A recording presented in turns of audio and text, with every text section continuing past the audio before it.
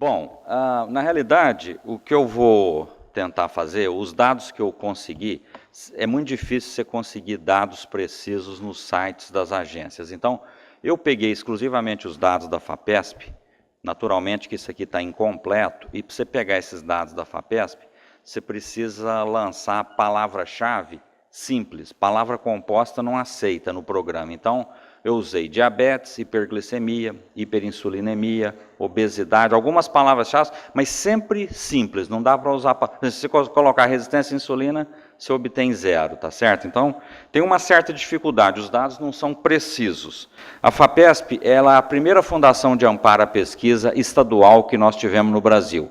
Ela foi criada em 1947, vamos lembrar aí na história, nós tivemos a Constituição Nova em 46, depois do Estado Novo. Toda vez que você tem uma Constituição nova, no ano seguinte, o Estado tem que adaptar aquela Constituição à Constituição Federal. Então, em 47, houve a adaptação da Constituição Paulista à Constituição Federal de 46 e foi criada a FAPESP, o Amparo à Pesquisa Científica, será propiciado pelo Estado por intermédio de uma fundação, organizadas em moldes a serem estabelecidas por lei. Então foi criada, mas não começou a funcionar, precisava estabelecer por lei. E aqui é que está a palavra importante. Ó. O Estado atribuirá essa fundação como renda especial de sua privativa administração a quantia não inferior a 0,5% de sua receita ordinária. Isso ficou parado até 1960 e aqui o Poder Executivo instituiu a FAPESP. E em 62 teve o decreto que criou a FAPESP. Precisa lembrar que nesse período aqui era governador de São Paulo Carvalho Pinto, foi muito importante, e o Ulloa Sintra, que era o reitor da USP na época, eles tiveram papel essencial na criação da FAPESP. Então ela foi criada em 62. Qual foi a grande vantagem aqui?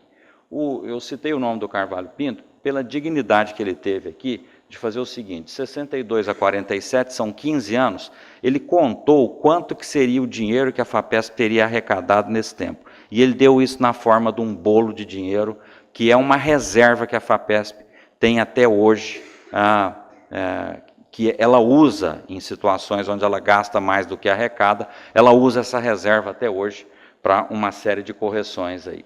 Em 88, nós tivemos a Constituição Cidadã. Em 89, o Estado de São Paulo adaptou a Constituição e aí mudou. Foi uma mudança importante. Aqui, ó, o Estado destinará um mínimo de 1%, quer dizer, nós passamos de 0,5% para 1%.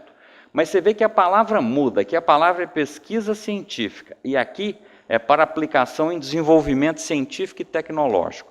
E aí muita gente não entende. Na década de 90 e no começo dos anos 2000, a FAPESP começa a fazer uma série de parcerias com indústrias, para aumentar o desenvolvimento tecnológico, e os nossos colegas mais puristas começam a dizer, a FAPESP agora está sendo privatizada, está usando dinheiro em indústria. Na realidade, ela é obrigada a fazer isso. Ela tem que propiciar não só o desenvolvimento científico, mas também o desenvolvimento tecnológico do Estado. Então, ela é obrigada a investir não só na geração de conhecimento, mas na transmissão dessa geração de conhecimento em coisas que vão virar patente e certamente vão servir à sociedade.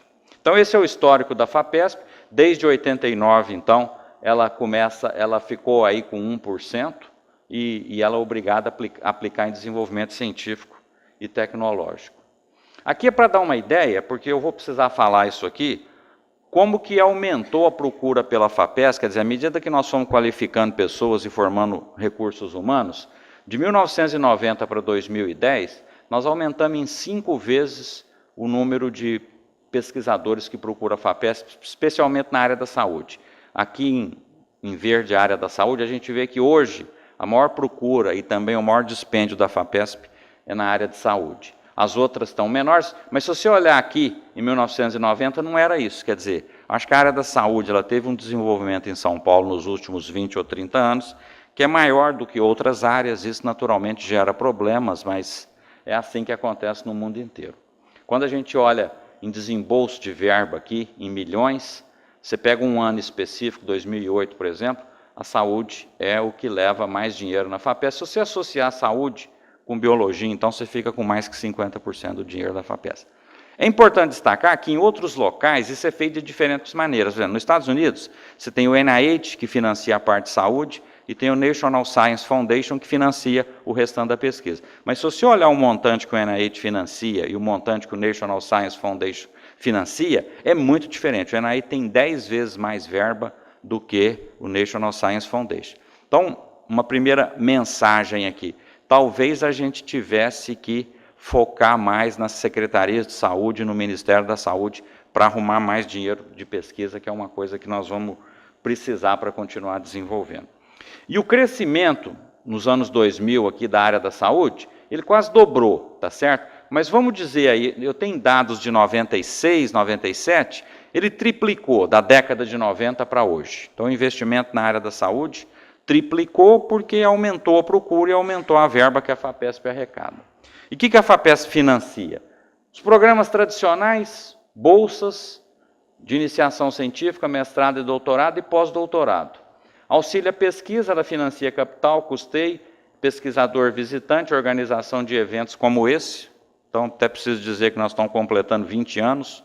O FOIS fez o primeiro congresso em Ribeirão e criou esse formato que nós temos hoje, tá certo? E desde o primeiro evento, isso é financiado pela FAPESP, o que eu acho que é uma coisa saudável. E publicações. E tem alguns programas que começaram como eventuais, mas se transformaram em definitivos. O programa Jovem Pesquisador, ele está incorporado agora ao rol de coisas que a FAPESP financia em aberto. Falar um pouquinho dessas bolsas, só para mostrar como é que é essa distribuição de dinheiro no estado de São Paulo. Mas antes, deixa eu explicar como é que é o julgamento da FAPESP. Quando você submete alguma coisa para a FAPESP, isso depois que demora às vezes 1 ou 2 semanas para localizar certinho, ver para que sessão que vai. Quando cai na sessão, que a gente chama de área, tem uma coordenação diária. Na área da saúde, hoje nós temos 22 membros. É dividido em 4 mesas. Uma mesa de medicina, que inclui medicina, enfermagem, fonoaudiologia, uma mesa de odonto, uma mesa de área básica, que inclui fisiologia, farmacologia, e uma mesa que inclui imunologia, parasitologia e doenças infecciosas. Então, essa coordenação grande a gente chama de coordenação de saúde, eles escolhem um assessor para aquele projeto. Isso vai para o assessor tem 1 mês para dar o parecer, isso volta para a coordenação olhar o parecer. A coordenação lê esse parecer com detalhe.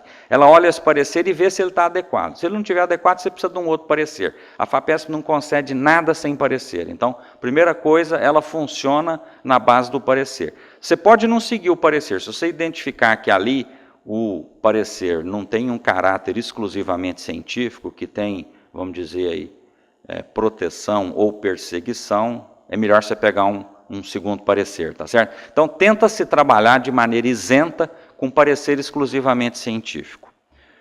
E aí isso volta na comissão, a comissão analisa, depois que ela analisa, passa ainda numa segunda checagem, que é a coordenação adjunta, que checa o trabalho dessa comissão e depois que vai para a diretoria científica e para despacho.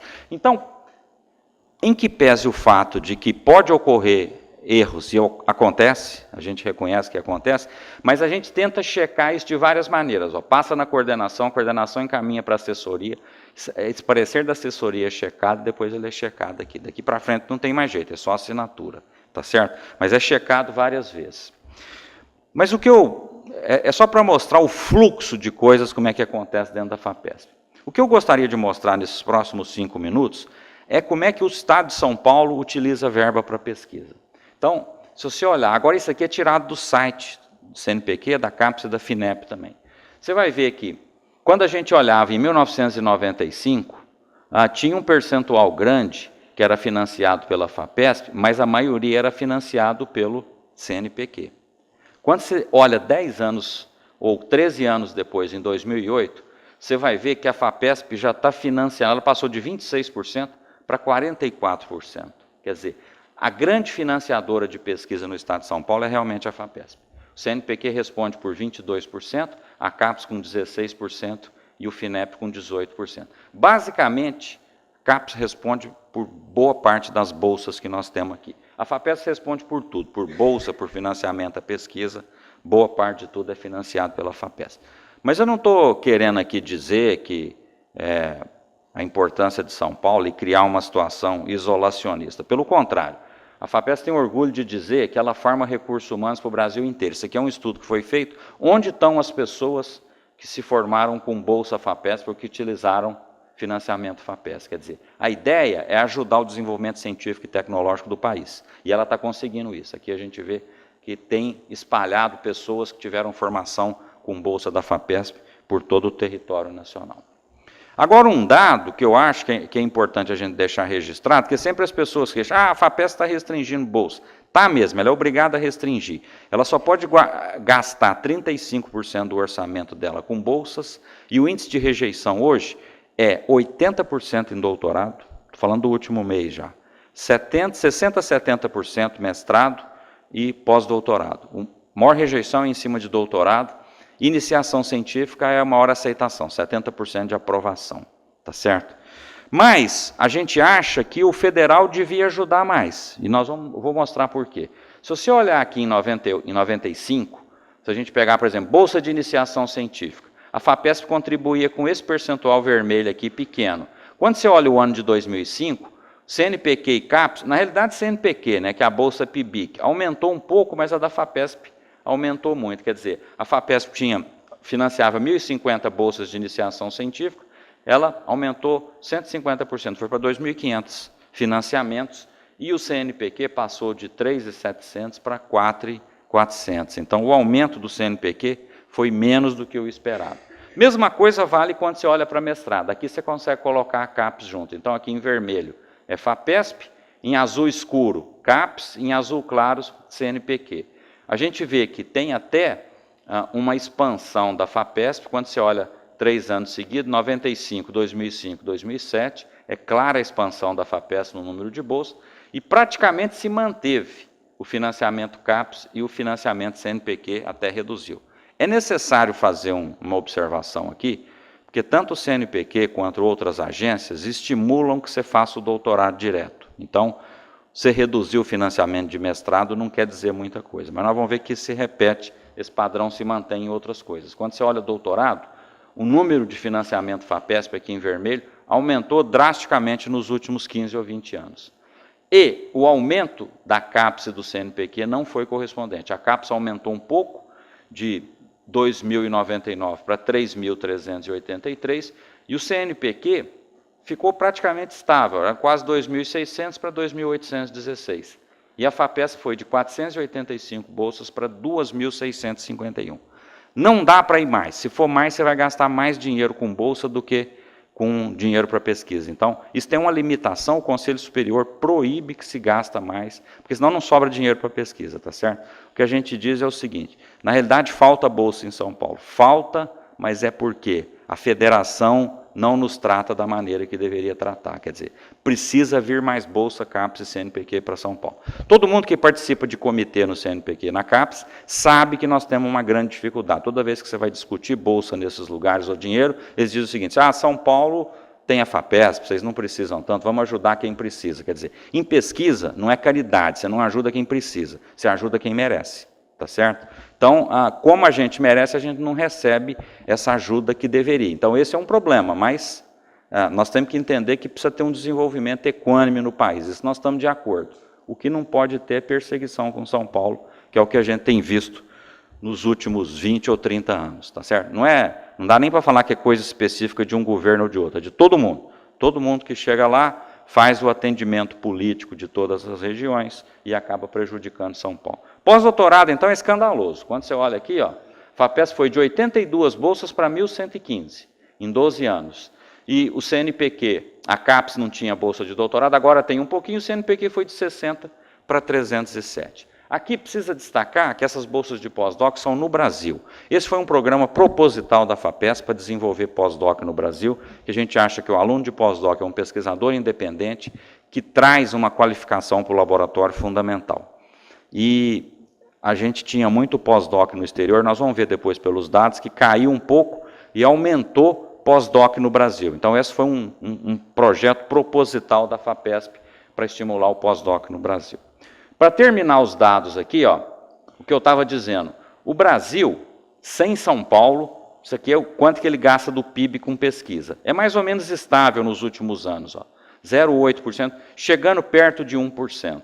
Quando você olha o gasto do Estado de São Paulo com pesquisa, ele gira na faixa de entre 1,2% e 1,4%, tá certo? O que é muito próximo dos países desenvolvidos. Os países desenvolvidos gastam por volta de 1,5% do PIB com pesquisa aplicada e é muito parecido com o que o Estado de São Paulo gasta. Quer dizer, o que está faltando é subir isso aqui, ó, tá certo? São Paulo tem feito o esforço monumental, mas a federação não nos tem nos ajudado. E quando você compara, por exemplo, o número de cientistas por 1.000 habitantes, você vai ver que o Brasil tem um número pequeno ainda, mas aqui está incluído São Paulo. Mas quando você separa São Paulo do restante do Brasil, o número de pesquisadores por 1.000 habitantes é grande. Quer dizer, estou explicando porque que São Paulo merece ganhar mais, ele tem uma massa crítica maior, tá certo? E quando você olha a produção científica, você separa São Paulo do Brasil, você vai ver que aqui no Brasil tem incluído, Brasil incluído São Paulo, tem uma produção científica razoável, que está aumentando cada vez mais. Mas quando você olha, a segunda produção científica da América Latina é São Paulo. Primeiro é Brasil, porque São Paulo está lá. Se você tirar São Paulo, fica menor. A segunda é exclusivamente São Paulo. E número de artigos publicados por cientistas, isso você pode fazer também mais ou menos estável. Nós vimos nos últimos 10 anos, está mais ou menos estável. O estado de São Paulo é comparável ao Canadá, Irlanda, Austrália e Espanha.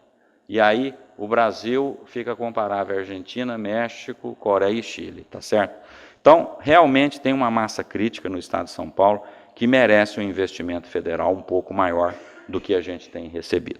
Agora, eu, então, fiz a consulta e, até sabendo que o Foz aqui ia estar presidindo, em homenagem ao nosso congresso, eu fiz assim, ó, eu peguei, começou em 94, faz 20 anos, então vou pegar um triênio, 95, 96, 97, e comparar com um triênio consolidado agora. Eu peguei 2009, 2010, 2011. Porque se você pega 2012, tem muito projeto que não terminou ainda, não dá para você ter um dado consolidado, tá certo? Dado consolidado até 2011 a gente tem. Então eu peguei 2 triênios aqui, ó. Vou comparar 95 a 97 e 2009 a 2011. Então, primeiro, bolsa de iniciação científica. 95, 96, 97, ó, é muito estável. A área de diabetes pedia menos de 10 bolsas de iniciação científica. Hoje nós estamos com acima de 50 bolsas de iniciação científica. Vocês viram que eu fiz questão de ressaltar que a pesquisa em saúde aumentou 3 vezes no estado de São Paulo. Nós vamos ver que em vários indicadores aqui, a pesquisa em diabetes aumentou pelo menos 5 vezes. Então esse de iniciação científica é um deles, tá certo? Outro, bolsas de mestrado. Se você olhar nessa fase aqui, era pequeno o número de pesquisadores na área de diabetes que pedia e ganhava. Aqui é concedidas, eu não estou analisando solicitações, são bolsas concedidas. Menos que 5. Hoje nós temos mais do que 25. Quer dizer, o interessante de mostrar o triênio é que você não vê, que isso pode variar de um ano para o outro, mas você não vê grandes oscilações. Está mais ou menos estável nessa faixa de 20 a 25, 30 bolsas de mestrado na área de diabetes. Doutorado, isso fica também evidente, assim como o mestrado. A gente tinha menos que 5 bolsas nesse triênio aqui, e certamente nós estamos entre 20 e 25 nesse novo triênio 2009-2011. Pós-doutorado, também é evidente, a gente tinha pouquíssimo aqui, tinha 1 em 97, e hoje nós estamos entre 10 e 15 pós-doutorados anualmente na área de diabetes. Número de auxílio à pesquisa, depois eu vou mostrar em dinheiro. Número de auxílio à pesquisa, esse é o projeto que eu acho que a FAPESP sempre trabalhou em cima e é o que fez o desenvolvimento do estado de São Paulo.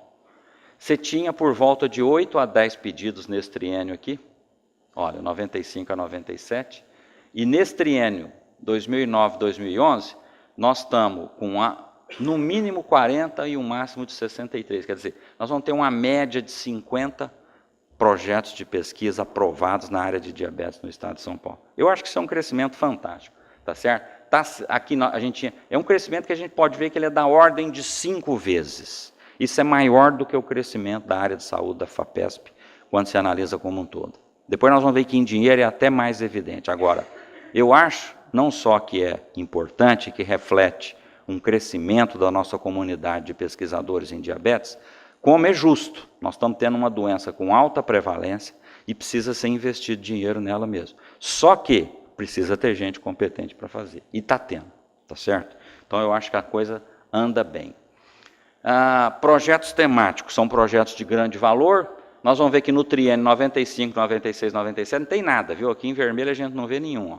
Então, até 97 não existia projeto temático na área de diabetes na FAPESP. Se você pegar 2009, 2010, 2011, você vai ver que oscila, porque o temático hoje ele tem uma duração de até 5 anos, e eu estou olhando o ano que ele é concedido, mas se você condensa isso, esses temáticos de 2009 ainda estão em andamento, né? Se ele dura 5 anos. Nós tivemos 4 em 2009, 1 em 2010 e 3 em 2011. Tem sido essa média na área de... Isso é uma coisa significativa. Esses projetos são projetos grandiosos, tem duração de 5 anos, equipe grande, e ele reflete um amadurecimento do grupo de pesquisa. Eu acho que isso também está em consonância com os outros dados que nós vimos. E o único dado que caiu, que você vê que quando você força um programa, ele dá certo.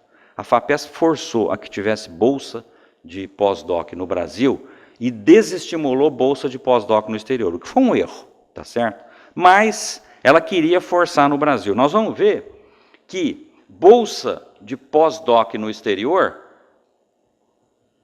em 95, 96, 97, você tinha muito mais do que você tem hoje.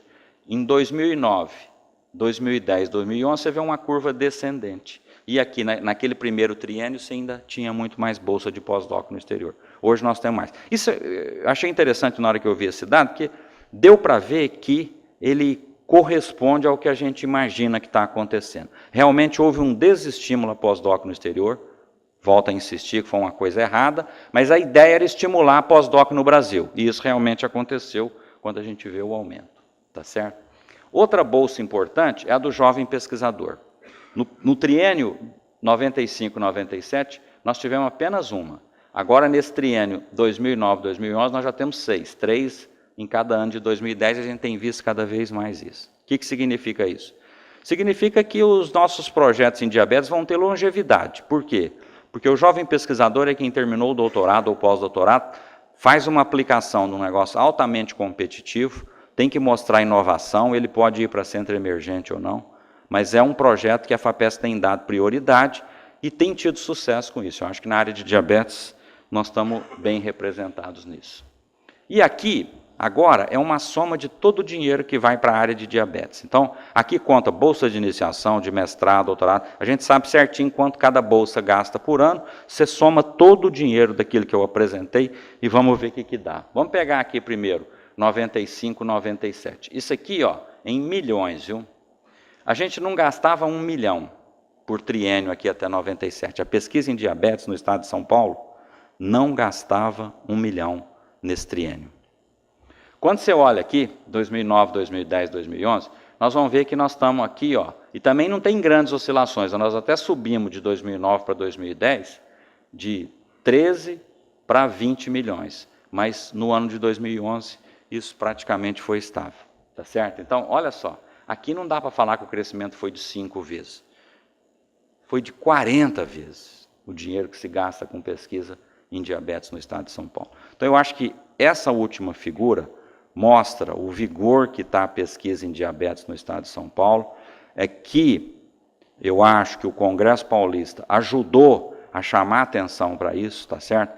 Nós motivamos uma série de jovens a participar dessas linhas de pesquisa, eu acho que as coisas estão indo bem, e eu até acredito que nós vamos ter que repensar nosso Congresso, porque, por exemplo, quando a gente estava montando os painéis para esse ano, a gente viu que vários jovens talentosos, nós não conseguimos espaço para eles apresentarem aqui. Então, talvez a gente tenha que repensar um pouquinho o formato do nosso Congresso, mas sem perder essa organização científica que a gente tem, para a gente continuar dando chance para esses jovens talentos que apareceram lá em 93, 94, naquele primeiro triênio, e que hoje já são pesquisadores estabelecidos. Então, era isso que eu gostaria de mostrar. Agora eu fico à disposição para responder alguma pergunta.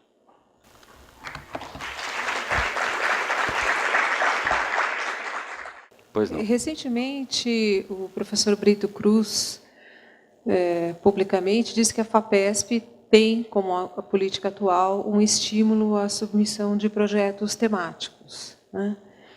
Eu gostaria de saber se isso significa, na prática, um desestímulo à submissão de projetos regulares. Não. E se haveria algum comentário da sua parte com relação a uma mudança tão drástica e tão repentina da política da FAPESP em relação ao número de projetos por pesquisador, porque nós entendemos os motivos, mas ficou um pouco difícil entender o quão drástico e sem aviso prévio essa política foi modificada. Perfeito. O duro de representar a FAPESP, hoje onde você vai, essa pergunta aparece, tá certo? Não, mas aí é o seguinte, ó, eu acho que você... Então, primeira coisa, estímulo a temático? Sim, estímulo a temático. Só que não quer dizer que todo mundo que quiser ter um temático vai ter um temático.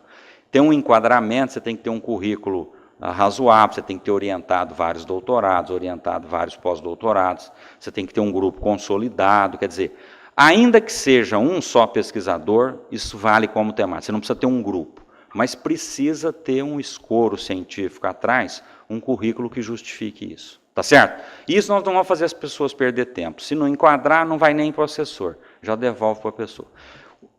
A política da FAPESP é grandes dinheiros liberar em temática e jovem pesquisador. O projeto de pesquisa, auxílio regular, ele vai ficar para liberar até 200, 300 mil. Até 200 mil vai para um assessor, acima de 200 mil vai para 3 assessores, e acima de 400 mil não está nem analisando, volta, porque aquilo ali é um dinheiro que você só dá em temática. Por que isso? Porque o auxílio regular ele dura 2 anos, o temático são 5 anos, tá certo? E vamos, tá certo que nossos laboratórios gastam muito, mas 100 mil reais por ano é dinheiro pra caramba, é o que os laboratórios nos Estados Unidos gastam, tá certo? Quem quiser pode consultar o Science de um mês atrás, tem anatomia de um grantes. Pesquisador americano de sucesso, que ganhou grandes do NIH, mostrando como é que ele gasta. Ele ganhou $1 milhão para ele gastar em 5 anos, tá certo? Ele paga o salário do pesquisador e do pós-doc que está com ele. Isso nós não pagamos. Quem paga o salário do pesquisador é a universidade, ou do técnico do laboratório, e quem paga a bolsa do pós-graduando é a FAPESP, fora do grandes, tá certo? Depois ele paga mais um percentual muito grande para usar o laboratório da universidade, quer dizer, hoje a gente tem laboratórios nas nossas universidades, mas os pesquisadores no exterior, eles têm que pagar um pedágio para usar aquilo que é muito alto, em torno de 40% do grantes dele, ele paga para isso. Então, se você olhar a anatomia do grantes, o que quer dizer é que do 1 milhão que o indivíduo ganhou, ele pode usar 200 mil no laboratório dele, 800 mil ele gasta em salário e de overhead, que eles chamam lá, que é para pagar o laboratório, tá certo? Bom, o fato é que o Brito, ele está querendo forçar um pouco, e aí eu acho que ele erra nesse ponto, estou falando aqui porque eu falo isso para ele, eu sou voto vencido lá, na maneira de fazer, a ideia é boa, ele quer que apareçam projetos excelentes, ele quer que melhore a qualidade das publicações dos nossos projetos, está tudo certo, só que você não faz da noite para o dia, tem que ter uma transição, existe uma cultura na nossa comunidade, principalmente na área da saúde, que foi, a gente tinha um aluno, mandava um projeto. Se você pensar logicamente, isso não é certo. O certo é você ter uma linha e você ir encaixando alunos dentro daquela linha, tá certo? Mas muita gente, na rapidez, o nosso processo de pós-graduação é muito dinâmico. Então aparece um aluno novo, você começa a fazer um assunto novo, você manda para lá. Então ele não quer mais isso. Por quê? Porque está usando assessor demais, nós temos bons assessores que não aceitam mais projeto, nós estamos tendo que usar assessor que não é adequado, isso tem atrasado bastante. Então ele quer o seguinte, quem tem competência faz temático, quem não tem competência precisa se juntar a um grupo bom para adquirir a competência e chegar a ter temática. Então a ideia é chegar nos temáticos. Respondida a primeira. A segunda parte, eu discordo, eu acho que toda mudança que você faz tem que ter uma transição. Não dá para fazer mudança da noite para o dia, causa transtorno, às vezes, e recuperar. É mais perda do que ganho, mas eu sou voto vencido nisso, tá certo? Eu acho inadequada a maneira que foi feita. Continua. Espero não perder o emprego segunda-feira. Tá. Agora, ele conseguiu flexibilizar para 2. Ou você tem 2 em linhas diferentes, ou você junta um no outro e pode ficar com o dinheiro dos... Entendeu? Você manda um de 100 mil, daí um pouco você manda um de 150 mil. Se for na mesma linha, você pode juntar eles. Ficam 2, valendo 1. Se for em linhas diferentes, deixa eles separados. Tá certo? Continua a discussão. Bom, Malu.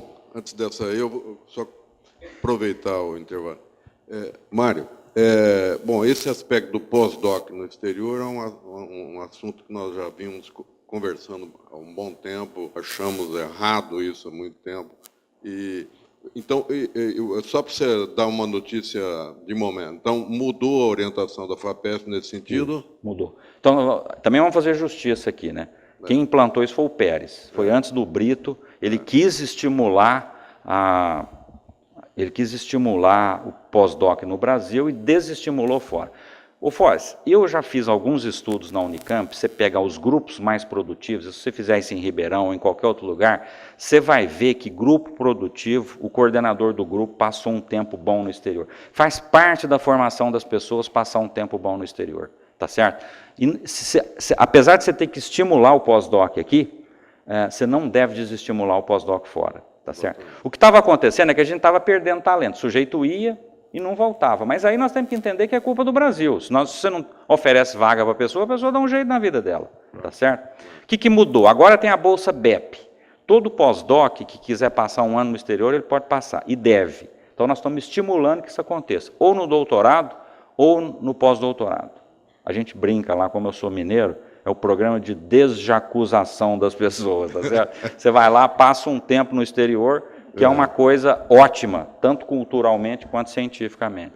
Mesmo que o indivíduo não produza muito cientificamente, não vem ao caso. Já tem um ganho. Você viver numa outra universidade, Exatamente. Viver a cultura científica de um lugar que tem tradição de universidade, já vale a pena. Tem um ganho em formação. Né? Malu? Mário, eu achei o número de bolsas menor do que eu imaginava. Eu acho que isso, provavelmente por aquela limitação que você comentou no começo, deve estar talvez subestimado. Porque olhando as pessoas que a gente tem aqui, o número de bolsistas, eu imaginaria que esse número fosse maior. Aí é o seguinte, Malu, é anual. Pra você pegar, por exemplo, doutorado, você tem que pegar 4 anos para ver. Mestrado, você tem que pegar 2. O total é a soma daquilo ali, mas não é muito mais do que a gente pensa. Tá certo? Realmente, existe essa limitação, e não dá para aumentar mais. Nós temos que entender que é uma limitação do Conselho Superior. Mas você tem razão, não é grande mesmo. E outra coisa que eu acho que essa nova política, ela acaba favorecendo os grupos muito consolidados, né? E quem perde são os jovens. Isso. Então, na realidade, a gente espera o seguinte, o jovem que está começando, ele precisa ter um JP, tá certo? Mas nem sempre é fácil. Então, para você deslanchar hoje vai ser mais difícil do que antigamente, eu não tenho dúvida. Isso é outra coisa drástica disso, tá certo? Agora, também sem querer jogar a lenha na fogueira aí. O Pérez é da área de física, o Brito é da área de física. Eles entendem a pesquisa biológica um pouco diferente, a gente tem várias discussões sobre isso, tá certo? Eles não entendem isso bem, eles são, além de físicos teóricos, pesquisadores teóricos também, tá certo? Então, é mais difícil de explicar, mas o princípio deles está correto, tá certo? Na prática, a gente tenta ali na entrevista acertar alguma coisa, mas nem sempre é possível. Tudo bem. Nós não estamos com tempo mais para nada, mas se alguém tiver alguma outra questão, pode ser agora ou depois. Muito bem. Não, então só vou encerrar o congresso. Isso, Malu. Agradecer, não precisa, agradecer as pessoas que sobreviveram até o final, agradecer o Mário por ter aceito esse convite e dar por encerrado o nosso congresso. Boa sorte para a Regina, que será presidente do próximo. Muito bom. Parabéns.